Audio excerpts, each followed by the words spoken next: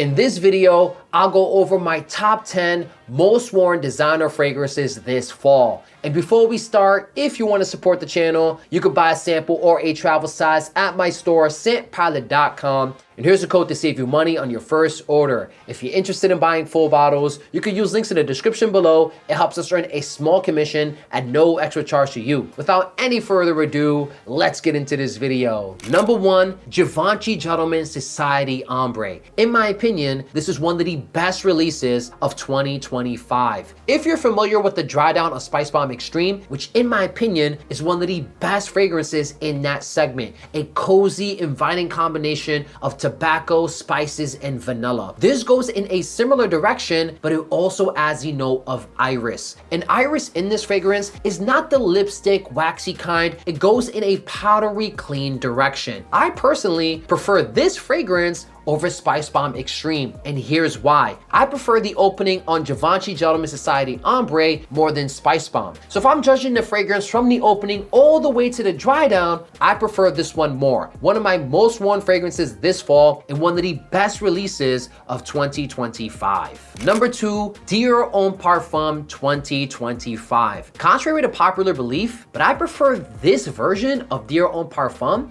over the Dior Homme Intense style. I know it's not a popular opinion, but I'm being completely honest with you guys. That waxy lipstick style of iris doesn't speak to me. I've tried it many times and I just never gravitated towards it. The new iteration of Dior Homme Parfum reduces that style of iris and it goes in an ambery, woody direction. If you imagine Jean-Paul Gaultier Ultra Male made more grown up, that's pretty much the best way to describe this fragrance. If Ultra Male was the king of the club, this is the king of the black tie event.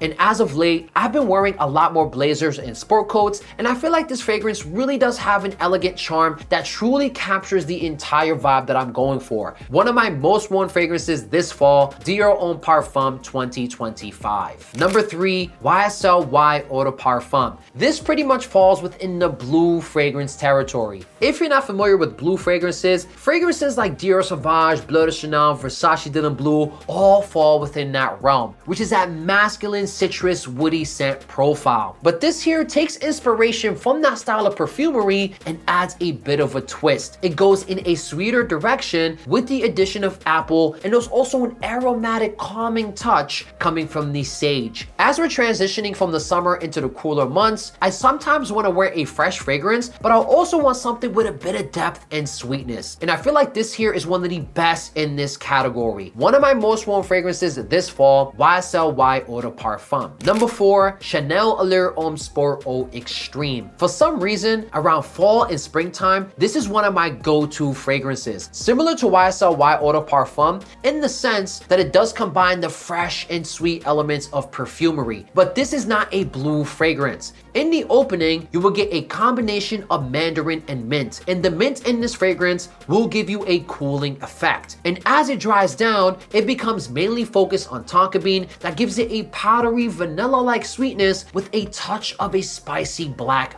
pepper. I personally don't think the name sport is quite fitting for this fragrance because honestly, this is Swiss Army knife certified. Any situation, any occasion, any season, any reason. Now, full transparency, I prefer Bleu de Chanel more than this fragrance here. But when I put them in a fragrance battle, credit where credit is due, this here was the winner. And around the fall and springtime, I tend to reach for this one a lot because I do find it to be a great balance between fresh and sweet elements. One of my most worn fragrances this fall, Chanel Allure Homme Sport Eau Extreme. Number 5, Stronger With You Parfum by Emporio Armani. Another great release for 2025. This takes the core foundation of the Stronger With You DNA, which is a combination of smoky woods, vanilla, and chestnut. If you're familiar with By the Fireplace from Maison Margiela, which I will always give credit for its creativity as far as perfumery. And fun fact, I do think it's the best candle on the market. This line, in my opinion, is sort of inspired by that fragrance, but it does make some improvements. One, I think this fragrance is more wearable. By the Fireplace, although very creative, at times can smell like burnt wood. From a practical standpoint, I think Stronger With You does a better job. And 2, these fragrances offer better performance than By the Fireplace. My personal favorite flanker is the Parfum. It comes off the most mature, the most sophisticated, the most elegant. It captures that DNA with more depth and more richness.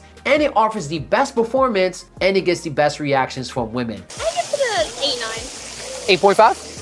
8.5. Yeah, like a 9. A 9, okay. So Probably like an 8. 8? Yeah, like an 8.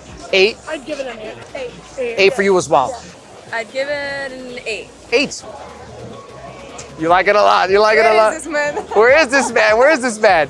You know, the sky is the limit, so I will give 9.5. 9.5. Ooh, that's a good score. One of my most worn fragrances this fall, Stronger With You Parfum by Emporio Armani. Number 6, one of my favorite designer fragrances, Jean-Paul Gaultier Le Mal Elixir. Imagine the original Le Mal, which is a combination of mint, lavender, and vanilla. It kind of smells like shaving cream. Le Mal Elixir modernizes that fragrance by making it much sweeter with the addition of honey, and they also throw in some tobacco. When you combine that scent profile with the beast mode performance, this is easily one of the best fall/winter fragrances. One of my go-tos during this time of year and one of my most complimented, Jean-Paul Gaultier Le Mal Elixir. Number 7, Tom Ford Noir Extreme Parfum. One of the most unique designer fragrances on the market. In the opening, you will get a spicy cardamom, and as it dries down, it becomes a vanilla sweet fragrance with a unique note of kulfi. And kulfi is an Indian dessert that's kind of like ice cream. Now, I'm a big fan of the original Noir Extreme Eau de Parfum. In fact, that fragrance got some of the best reactions we've seen on this channel. Now, the reason I prefer the Parfum simply comes down to 2 reasons. 1, it offers better performance, and 2, it does come off a bit more masculine with the addition of leather. One of my most worn fragrances in 2025,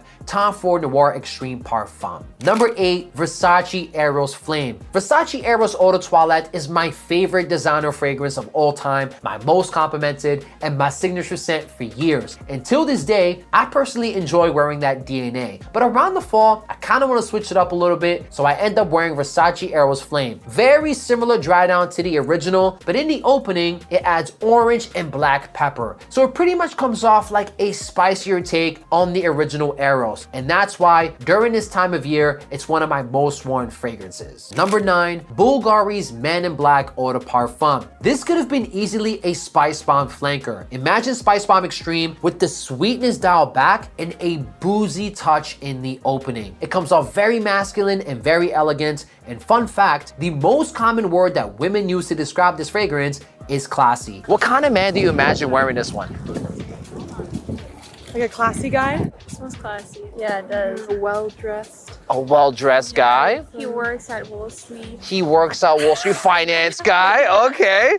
She's really enjoying it. You can see she keeps smelling it over and over again. One of my go-tos during this time of year, Bvlgari Man in Black Eau de Parfum. And of course, number 10, Acqua di Gio Parfum 2024. I don't want to harp on this fragrance too much, but even around this time of year, I reach for this fragrance, and it's one of my favorite designers on the market. Takes the original Acqua di Gio, makes it darker and more mature with the addition of incense and patchouli. One of my most complimented fragrances in my collection, and still one of my go-tos during this time of year, Acqua di Gio Parfum 2024. So hope you guys enjoyed the video on my top 10 most worn designer fragrances this fall. If you did, give it a thumbs up, leave a comment below what video you want to see next, make sure to subscribe, and if you want to support the channel, you can buy a sample or a travel size at my store, scentpilot.com, and here's a code to save you money on your first order. If you're interested in buying full bottles, you can use links in the description below. It helps us earn a small commission and no extra charge to you.